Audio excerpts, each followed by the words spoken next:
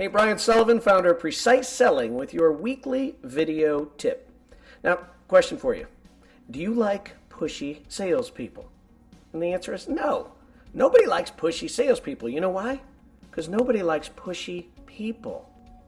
Now, imagine being at a cocktail party and someone walks right up to you out of the blue, taps you on the shoulder and says, "Hey, let me tell you all about me and my family, my wife and kids, my little Jimmy who scores goals at soccer every weekend. You got to see my car. It's off the charts. I make so much money."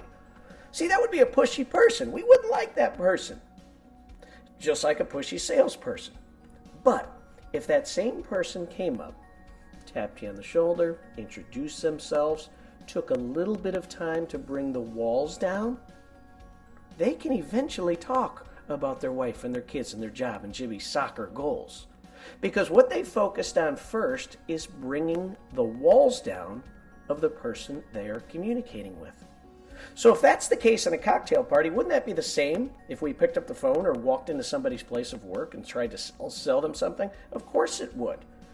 So what we're going to talk about today is right when you meet somebody and you have to do a formal presentation. So let's assume you've already made the phone call. They took your meeting. You did the email. They took the meeting. Maybe you found them on LinkedIn. They took your meeting. Well, when that meeting starts, again, you will not start making a bunch of statements about your features and benefits and your product and how you've been around since 1932. No, because it wouldn't work at the cocktail party.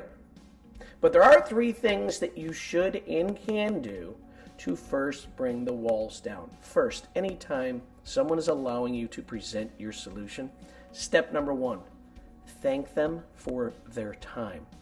Now think about it. Most prospects or customers think that salespeople are going to do what? Waste their time. So I want to not only thank them for their time, but I want to acknowledge that their time is valuable. So it will sound something like this. "Hey, Mr. Jones, thank you so much for your time. I know your time is valuable, and I want to make the time you're giving me as quick and as valuable for you. And I can do that just by asking a few quick questions. Now, I want you to think of what I just said. The vehicle to saving Mr. Jones' time is by asking questions. And with this very simple verbiage, it's informing the prospect this is going to be a lot more productive and way more fun if it's a dialogue, which means I'm going to save you time by asking you a few quick questions. Now, it's so important. The walls aren't totally down yet at this person. So we like to use a posture that's called slight indifference. Slight indifference would sound something like this. "Mr. Jones, if you believe we have a solution, great. We'll talk in more detail. If not, thanks anyways for the opportunity to at least show it to you." You see, what I'm telling the client through that is I'm not going to push you. We're going to talk back and forth, have a nice conversation. I don't even know if my solution is appropriate for you yet. The only way I'll know is if you answer my questions. So you're prepping them to have a great dialogue.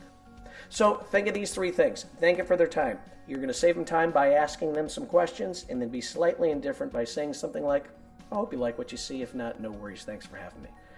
If you make this a habit on every contact that you make where there's a formal presentation before it's about to start, you're going to find the walls come down.